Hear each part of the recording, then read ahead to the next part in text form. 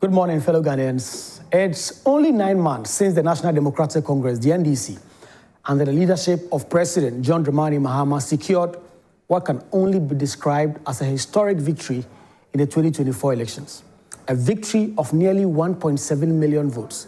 A victory that not only restored the NDC to power after 8 years in the opposition wilderness, but also gave the party a powerful mandate from the Ghanaian people to govern, to reform, to rebuild a broken country.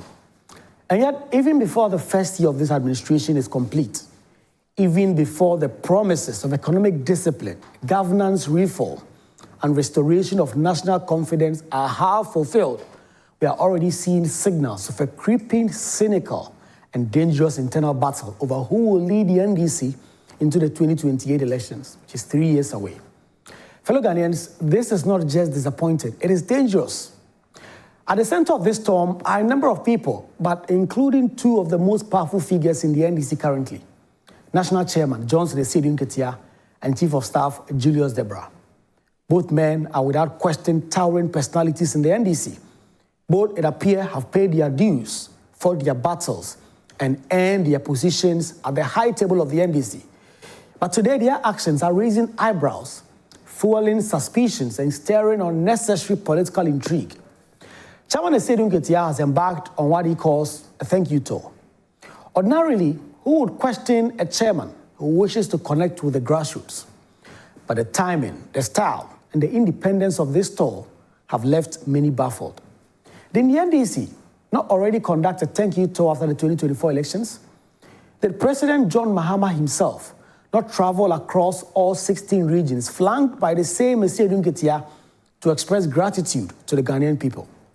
What then is the purpose of a separate tour, months later led by the party chairman alone? Is this truly a tour of gratitude, or is it groundwork for 2028? Analysts say this is no ordinary thank you tour.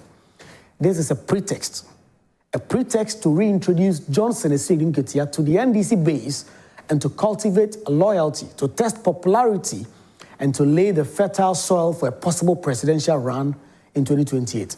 And if that is true, then some would say that is reckless because it sends the wrong signal that less than a year into governance, a chairman of the ruling party is already positioning himself for a succession battle instead of focusing on consolidating the government's performance.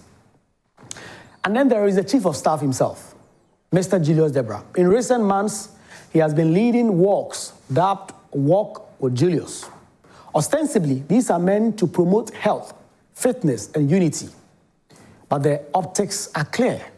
These are not innocent health walks. The analysts have said again, these are political walks to build a base, walks to craft a personal brand, walks that when seen in the broader context, look suspiciously like a popularity campaign. So here we are, the party chairman organizing a separate thank you tour, the Chief of Staff staging political walks. Two of the most senior and influential figures in the NDC and the government, both sending subtle signals of ambition. Two figures whose personal aspirations now threaten to overshadow the collective mission of the NDC. Fellow Ghanaians, the question must be asked. If the chairman of the party and the chief of staff at the presidency are both engaged in thinly veiled political campaigns, then who will enforce discipline? Who will stop the domino effects when other ministers, MPs, and leading figures begin to organize their own tours, walks, and events, all under the guise of connecting with the people, but really aimed at 2028? Who put the brakes on ambition when the party's most senior figures are already fanning its flames? This, fellow Ghanaians, is the danger of premature succession battles. It distracts from governance, it undermines unity, and it fractures focus. And in the end, it punishes not just the party, the NDC, but the entirety of the country. 9 months into government, what the NDC should be focused on is clear. It should be helping President John Dramani Mahama deliver on the promises that secure the party victory. It should be rallying its MP to support bold reforms in Parliament. It should be mobilizing grassroots to support the fight against galamsey.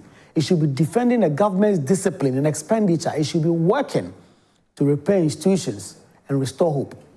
That is how the NDC will position itself for 2028, not through premature campaigns, but through competent governance. Fellow Ghanaians, the truth is this: the NDC won a historic mandate, but it also inherited historic problems. The economy is still fragile. Youth unemployment is still a ticking time bomb. Galamsey continues to poison our rivers. Infrastructure deficit persists. Corruption scandals, if not managed, can easily re-emerge. And in the midst of all this, the NDC's leaders cannot be seen to be distracted by petty internal power plays. We have to be clear, fellow Ghanaians. Political parties exist to win power. Ambition is natural. I don't begrudge a Seydou Ketia or Julius Debra for aspiring to higher office. But ambition must be managed. It must be disciplined. It must be timed.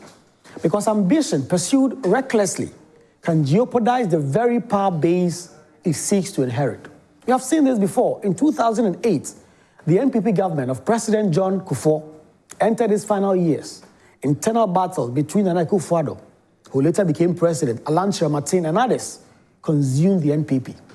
By the time the 2008 elections came, the NPP was fractured.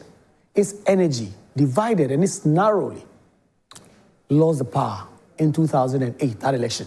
It was similar in 2024. In 2016, internal fighting within the NDC over succession plans weakened the party and made it vulnerable. That is not necessarily why they lost. There were other reasons. But these are lessons of history which cannot be ignored. Today, the NDC stands at crossroads. On one path lies discipline, unity, and a focus on delivering the promises of 2024. On the other lies distraction, division, and premature succession battles. Which path will they choose? Fellow Ghanaians, the people did not vote for the NDC in 2024 to see them fighting for 2028, 3 years ahead of time. They voted for jobs, they voted for better health care, they voted for roads, and they voted for justice. They voted for an end to endemic corruption. They voted for hope. That is the mandate. That is the duty. That is the task. And we must not forget, fellow Ghanaians, political goodwill is fragile. It can be squandered.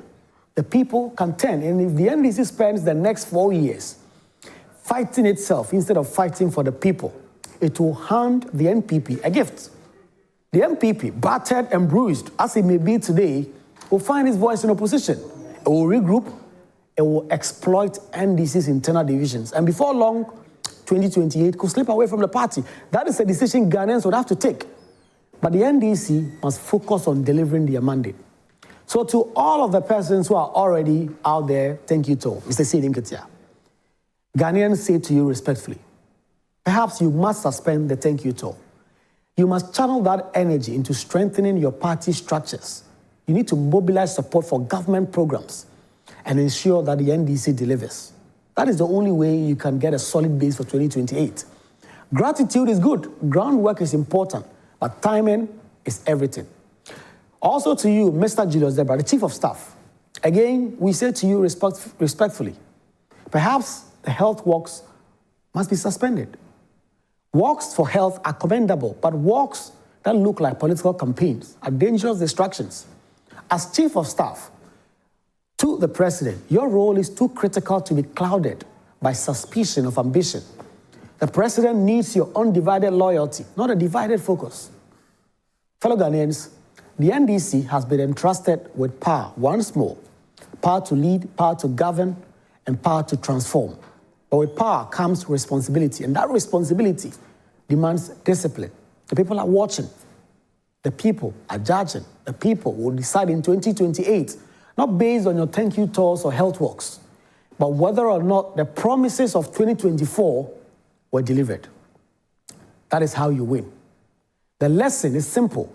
Political parties must not eat their seeds in the planting season. The harvest will come. Ambitions can wait, but governance cannot. Good morning, fellow Ghanaians.